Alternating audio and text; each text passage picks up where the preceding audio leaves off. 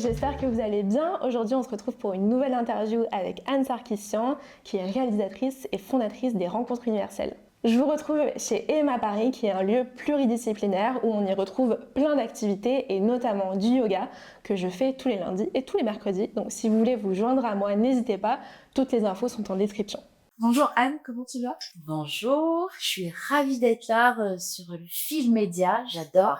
Est-ce que tu veux te présenter d'abord dans un premier temps, peut-être pour celles et ceux qui ne te connaissent pas encore? Avec plaisir, donc je suis Anne Sarkissian, réalisatrice. Ma passion, c'est d'accompagner l'humain, ceux qui prennent soin, les professionnels qui prennent soin de l'humain et de la planète. Et je suis aussi fondatrice des Rencontres Universelles pour une médecine plurielle. Trop bien. Quand est-ce que tu as compris que ton rôle de réalisatrice c'était bien au-delà du cinéma et c'était pour toi un moyen de toucher aux soins de l'humain? Est-ce que filmer pour toi c'est déjà aussi une façon d'y aller avec les gens? Alors, ouais, c'est une grande question. Grande question. En fait, je crois qu'une fois, je devais tourner à l'hôpital Trousseau au service oncologie. Ouais. Pédiatrique. Et tout, c'est pas un moment, j'avais pas tellement envie d'y aller, mais il fallait le faire pour le projet. Et je me disais, je vais déranger, si c'était des adolescentes, je vais les déranger. J'ai aussi des plus petits. Bon, les plus petits ne m'ont pas calculé. Mais là, je me suis rendu compte à quel point c'était important pour les adolescentes. Donc, elle est perdue leurs cheveux, qui étaient dans cette fragilité. Et puis, alors, avec les grands yeux comme ça, mais en fait, elles étaient tellement heureuses de s'exprimer, d'être filmées, d'être vues dans cette vulnérabilité. Ça m'a beaucoup touchée. Et je me suis dit, bon, voilà, mes a priori de je vais déranger, ben, pas du tout. Au contraire, c'était quelque chose d'important pour elles et ça leur a fait du bien. Donc, est-ce que filmer, ça guérit? En tout cas, de ce que moi je remarque, c'est que ça fait du bien. Ouais, carrément. Il y a beaucoup, il y a une thérapie qui se développe de plus en plus, qui est la photographie thérapeutique. J'avais rencontré notamment une femme lors d'un salon dans mon précédent job, dans mon précédent dit, qui faisait ça. Et ça m'avait beaucoup touchée parce qu'elle photographiait des femmes qui avaient eu un cancer du sein et qui donc avaient été opérées la poitrine et avaient eu une mastectomie. Et elle disait que c'était fou. Et je le voyais sur les photos avant la séance photo et les photos pendant et après la séance. Comme le visage, en fait, est rayonnant et les femmes ont retrouvé cette petite étincelle, en fait, qu'elles avaient perdue pendant leur combat, quoi. Et c'est beau. Et au-delà des femmes malades, j'ai aussi travaillé avec les adolescents, notamment dans des lycées très difficiles, avec des classes, un peu les derniers de la classe regroupés. Et là, avec ces adolescents qui étaient plutôt cagoules, comme ça, tout était à l'intérieur, il y avait des colères, il y avait de la timidité, et puis surtout aucune envie de faire une activité au sein du lycée. Et puis petit à petit, ça a été chaque semaine, j'y voyais chaque semaine, et ça a été une transformation. Donc voilà, je tente de nous guérir, mais en tout cas, c'est sûr que ça fait du bien. Ouais, le cinéma, bien sûr, on le voit beaucoup comme un divertissement, un art qui est un peu engagé. Toi, tu en fais presque une médecine, alors sur les guillemets. Comment t'en es venue, tu nous as un petit peu raconté, mais comment tu en es venue à façonner ce métier de cette façon pour toi, plutôt que juste, entre guillemets, comme du cinéma, comme on peut le voir au cinéma, quoi. Ben, c'est un peu la vie qui m'a poussée. Ouais. À force de rencontres, en fait, le cinéma tel que je le faisais avant, l'audiovisuel, quand je travaillais avec les chaînes et quand je produisais, et que voilà, et ça n'avait plus trop de sens. C'était devenu difficile, c'était devenu frustrant parce que avec les diffuseurs, ils ont un droit de regard qui, j'ai l'impression, souvent frustre le talent et voilà, ils prennent pas de risques. Donc, quand on a des talents émergents et qu'on a envie de liberté, ben, c'est difficile, on les brise plutôt pour les accompagner, en tout cas en France. Et donc, j'en avais un peu marre de ça. Et puis, moi, j'avais un parcours médical et, enfin, à l'hôpital pour moi, pour mon bien-être, pour me soigner. Et puis, à un moment, il s'est passé des choses que je n'ai pas envie de raconter. Et puis, j'ai rencontré l'hypnose d'abord et les thérapeutes. Et c'est là où je me suis dit, mais je vais mettre mon talent, enfin, en tout cas, mes compétences au service de ces pratiques. qui sont très peu connus à l'époque. C'était il y a combien de temps? C'était il y a 10 ans. Et surtout, en tout cas, moi, me faisait peur parce que, connu et parce qu'avec des étiquettes vraiment, Vaudou, charlatan, ouais, exactement. sympa. Voilà comment j'ai commencé à travailler là-dessus. Et puis petit à petit, énormément de choses qui se sont ouvertes. C'était beaucoup plus fluide. Et puis voilà, j'ai travaillé avec beaucoup de monde. On est venu à moi, c'est vraiment les thérapeutes ou les personnalités qui sont venues à moi pour rechercher, pour être filmées, pour... Le bouche à oreille, ouais, parce qu'il faut dire qu'il n'y a pas beaucoup de monde aussi qui fait ton métier avec tes compétences dans ce domaine-là, quoi. Et donc, tu en es venu aussi en Let's les rencontres universelles. Oui. Pour une médecine plurielle, comme tu dis si bien. Qu'est-ce qui manque aujourd'hui, selon toi, dans notre rapport à la santé, pour que tu aies eu envie aussi de créer ces rencontres-là, et peut-être aussi tu peux expliquer ce que c'est les rencontres universelles, si vous connaissez pas, vraiment aller voir ce que c'est. Ouais. J'ai créé les rencontres universelles parce qu'il y avait un vrai besoin de dialogue entre les thérapeutes, les médecins, les thérapeutes et le public, des patients ou patients-clients. Moi, quand je faisais des projections, il y avait énormément de questions. Et donc, c'est là où je me suis dit, il faut que je crée cet espace. Et pour moi, la médecine plurielle, c'est la médecine complémentaire où on prend soin de l'humain et chacun prend soin de l'humain. Il n'y en a pas un qui fait mieux que l'autre ou quoi, mais c'est complémentaire. Ouais, complètement. D'ailleurs, moi, dans mon métier précédent, j'ai beaucoup travaillé justement sur cette question de santé intégrative et de médecine complémentaire ou voilà, pratique complémentaire. Et d'ailleurs, aujourd'hui encore, on oppose très souvent la médecine allopathique, donc la médecine conventionnelle entre guillemets, avec les pratiques complémentaires, donc hypnose, naturopathie, etc. Toi, tu parles justement à juste titre de pluralité. C'est quoi concrètement, justement, peut-être pour aller plus profondément sur la question, pour toi, une médecine plurielle? C'est une médecine voilà, qui prend en soin la santé de l'humain, comme je disais, François, qui tient compte de l'humain et qui va collaborer. C'est vraiment, ils sont complémentaires, ils peuvent collaborer. Et je pense que c'est aux patients, enfin c'est à chacun de nous en fait aussi d'être responsable et d'aller être son médecin. Évidemment, conventionnel, c'est la priorité. La prise de sang, c'est la priorité. Commencer à apprendre à se connaître et pas juste se fier à la blouse blanche, comme on dit, mais sans comprendre, parce que j'avais ça aussi. Beaucoup de personnes qui allaient chez le médecin, en fait, ne comprenaient pas. Elles avaient des médicaments à prendre, et en fait, elles ne savaient pas ce qu'elles étaient, elles ne comprenaient pas ce que c'était. Elles avaient un mot, mais elles ne savaient pas ce que c'était. Et donc, c'est aussi ça, c'est parler avec son médecin. Mais qu'est-ce que j'ai exactement et combien de temps ça dure? Et en fait, souvent, c'était je prends l'ordonnance et je vais à la pharmacie, mais je ne dialogue pas. Il y avait cette espèce d'autorité de la blouse blanche. Et puis, moi, je pense que être accompagné derrière, par exemple, pour les cancers, derrière, quand il y a de la réflexologie, de la sophrologie, la méditation, il y a beaucoup de choses qui peuvent vraiment soutenir les traitements et c'est 32. Bon, il y a quelques associations maintenant qui rentrent dans les hôpitaux et pour moi, c'est ça. Moi, je parle d'expérience parce que mes deux parents ont eu un cancer et ma mère a été accompagnée par l'Institut Raphaël, donc qui est un centre en fait à côté de Paris qui accompagne les personnes en oncologie d'un point de vue médecine conventionnelle, donc allopathique, mais également avec tout un parcours qui va être beaucoup plus holistique. Il y a une vraie différence en fait entre la façon dont se remettent les personnes qui ont été accompagnées de manière holistique d'un cancer et les personnes qui n'ont jamais été accompagnées de manière holistique.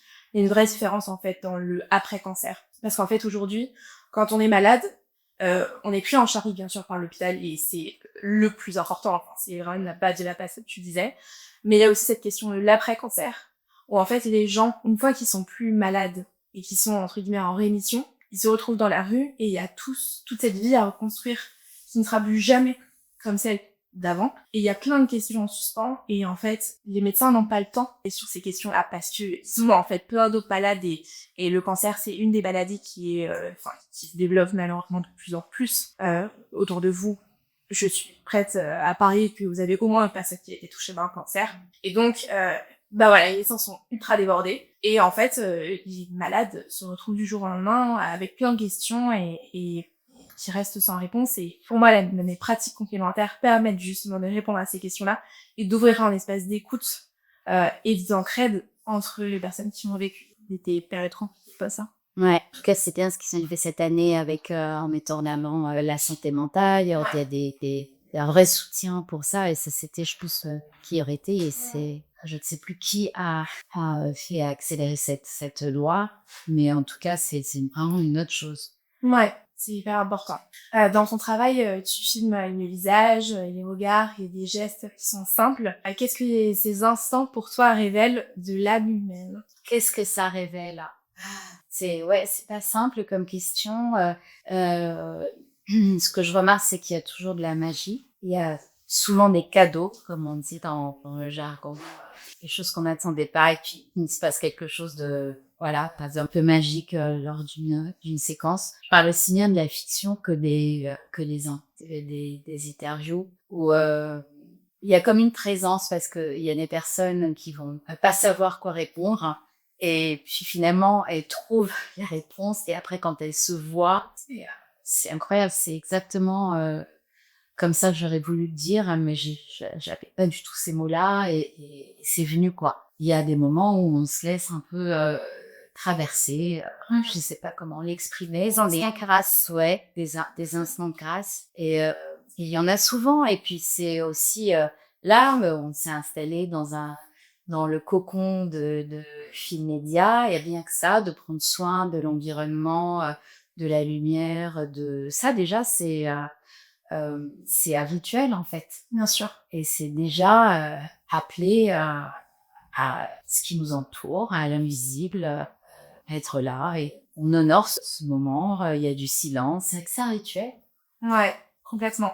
En parlant d'invisible, filmer, c'est aussi rendre visible et invisible. Qui est pour toi le plus grand invisible qu'on a encore du mal à regarder dans notre société par rapport au corps, à la santé, ou plus largement au monde? Je pense que le plus grand invisible, c'est l'amour. Parce que c'est impalpable, et par rapport au corps, au monde, c'est la conscience. La conscience du corps, la conscience du monde. Voilà, l'amour, c'est vaste, mais c'est l'amour de soi, l'amour de l'instant présent, l'amour des autres, l'amour de transmettre. Là, on est en train de transmettre avec Filmédia. Il va y avoir beaucoup de transmission, et cet amour-là, il est voilà, il est impactable, en même temps, il est là, parce que s'il n'y avait pas ça, on serait pas en train de faire une vidéo pour transmettre. Et souvent, les gens qui sont en face le ressentent. Quand ils ont une émotion, il y a un mot qui va les toucher, ça passe par l'amour. Ouais, on disait, t'as fait plein de choses entre tout notre travail de réalisatrice et les rencontres universelles. Quelle mission aujourd'hui te porte pour continuer encore aujourd'hui à faire tout ce travail-là? La mission de contribuer, transmettre et contribuer. Par ces mises en lumière, c'est contribuer à apporter la connaissance, en fait, à sensibiliser, j'ai pas envie de dire éduquer, mais en tout cas Transmettre. Ouais, il y a beaucoup d'informations, donc c'est informer et à contribuer au monde de demain.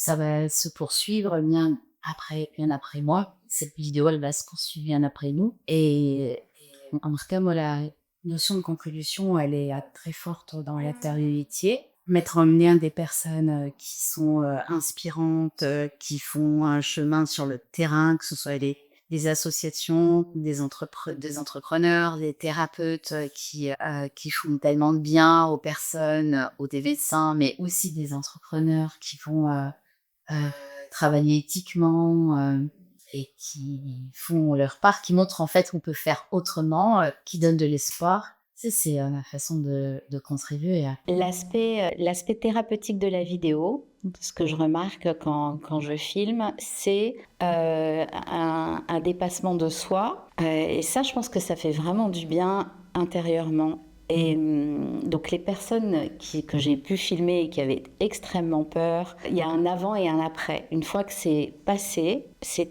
terminé. Elles n'ont plus peur du tout et elles sont capables derrière de faire leurs selfies, de faire leurs vidéos pour leurs activités ou pas, s'il n'y a pas besoin de faire des vidéos. Mais en tout cas, elles ont dépassé quelque chose. C'est un challenge pour elles. Je le vois bien qu'il y a un stress qui monte, que voilà, bon, j'arrive à mettre les gens à l'aise et je remarque qu'il y a vraiment un avant et un après. Et c'est pas seulement pour elles en fait. Il y a comme une reconnaissance, il y a quelque chose qui se travaille, qui se joue avec leur image et leur posture. Ça change dans leur famille, ça change avec leur mari, ça change avec leurs enfants. Ça change au boulot et je ne sais pas si elles reprennent confiance en elles, mais ce que je remarque, c'est ça, c'est qu'il y a une posture, il y a une reconnexion, une acceptation, une reconnexion, et il y a vraiment un avant et un après. À ce niveau-là, c'est entre guillemets thérapeutique. C'est pas une pathologie qu'on guérit, Bien sûr. mais il y a quelque chose, en tout cas, de l'ordre de l'acceptation, de l'amour de soi, de l'estime de soi, qui à chaque fois m'émerveille, quoi. Parce que je me dis, voilà. C'est puissant, ouais. C'est puissant, et je le vois, mais 6 mois plus tard, complètement à l'aise avec l'image. Ouais. Ça, c'est vraiment chouette. Donc, contribuer concrètement. Donc, avec mon métier, comme je disais, je contribue à transmettre, à informer et à éveiller les consciences. Et je contribue aussi concrètement parce que je suis membre de 1% pour la planète. Et pour moi, c'est important de contribuer, de reverser de l'argent aux associations qui œuvrent tous les jours sur le terrain pour dépolluer les rivières, pour replanter des arbres ou pour donner à manger de la nourriture bio dans les écoles, voilà, pour des associations agréées au 1%. Donc c'est une contribution qui est aussi importante parce qu'elle est sur le chiffre d'affaires et non pas sur les bénéfices, mais qui me motive, voilà, de tout ce que nous donne la nature.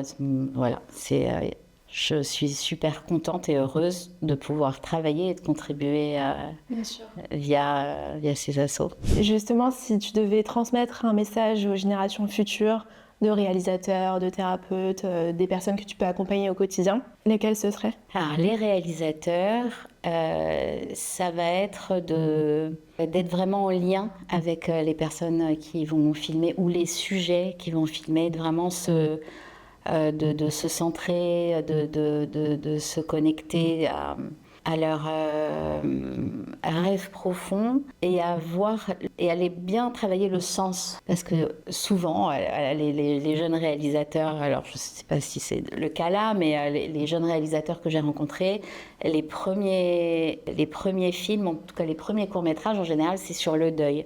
C'est quelque chose qui les a beaucoup affectés. Et donc, dans les festivals de courts-métrages, on voit beaucoup de films sur le deuil, très, très personnels. Des fois, il y a des choses qui sont magnifiques, mais très personnelles. Et donc, moi, je les invite à aller chercher vraiment le sens de ceux qui veulent transmettre et de se connecter au public qui va regarder et quel message ils veulent transmettre. Et être moins centré sur leur propre histoire, ou en tout cas, leur propre histoire, comment faire pour qu'elle puisse aider les autres, et puis d'être vraiment en lien avec les personnes qui filment, si c'est des réalisateurs d'interviews ou de contenu vidéo, d'être vraiment à l'écoute, en lien avec les personnes, d'être dans l'amour. Et dans les périodes où, dans les contenus vidéo où on va très très vite, etc., vraiment se poser, faire de ce petit rituel un vrai rituel c'est pas rien de filmer, et on prend le temps, quoi. Oui, et dans le planning, on prend plus d'espace pour les tournages, parce que l'énergie qui est là, elle se ressent quand la vidéo est vue. Tellement, ouais. C'est vrai qu'aujourd'hui, on est dans une société de surconsommation où il y a une facilité déconcertante. Nous, les premières avec Emma, on prend nos téléphones et on filme très souvent. Et donc, tout se transmet, en fait, même à travers la caméra, et d'être dans une énergie de transmission plutôt que juste de création et de « je balance mon truc et on verra comment c'est réceptionné ». c'est vrai ce que tu dis, c'est hyper important de conscientiser les choses. Mon message pour les soignants, parce que je t'ai répondu aux réalisateurs et pas aux soignants, mon message pour les soignants, c'est déjà, j'ai une énorme admiration pour les thérapeutes, les praticiens, les médecins, les urgentistes. Enfin, j'ai beaucoup d'admiration pour eux. Et ce que j'ai envie de leur dire, c'est de prendre soin d'eux aussi, de vraiment prendre le temps de prendre soin d'eux, parce qu'ils sont précieux pour la société, pour nous tous. Et voilà. C'est ça, de prendre soin d'eux, vraiment. C'est la base. Anne, dernière petite question un peu rituelle pour toi. Quel type de personnalité tu aimerais voir sur le Film Média, donc profession, cercle, je ne sais quoi? Des personnalités sur le Film Média, j'aimerais voir des personnalités exemplaires, c'est-à-dire qui ont fait un pas, qui ont aidé à leur manière et qui ne sont pas forcément connus, des connus et des inconnus. Bien sûr. Parce que quand quelqu'un l'a fait, c'est très inspirant pour les autres. Et on a besoin là de tous ces petits pas, d'avancer et de voir avancer le monde et de voir des personnes inspirantes. Et des fois, elles sont bien cachées. Il faut aller les chercher. Voilà. Merci beaucoup Anne pour ton temps sur le Film Média. J'ai été ravie de t'interviewer. Ça faisait longtemps que je voulais te rencontrer IRL, donc je suis ravie. Et puis merci pour tout et à très vite. Merci vraiment beaucoup pour ce moment et de m'avoir permis de m'exprimer. Et puis je souhaite plein de bonnes choses à Film Média, une longue vie et de nombreux followers et de nombreuses écoutes. Merci et merci à tous de nous avoir suivis dans cette vidéo. On se retrouve la semaine prochaine pour une nouvelle interview. Si vous avez aimé cette interview, n'hésitez pas à nous soutenir en mettant un petit like sous la vidéo et aussi surtout en vous abonnant à la chaîne du Film Média. On se retrouve la semaine prochaine pour une nouvelle interview et d'ici là, prenez soin de vous.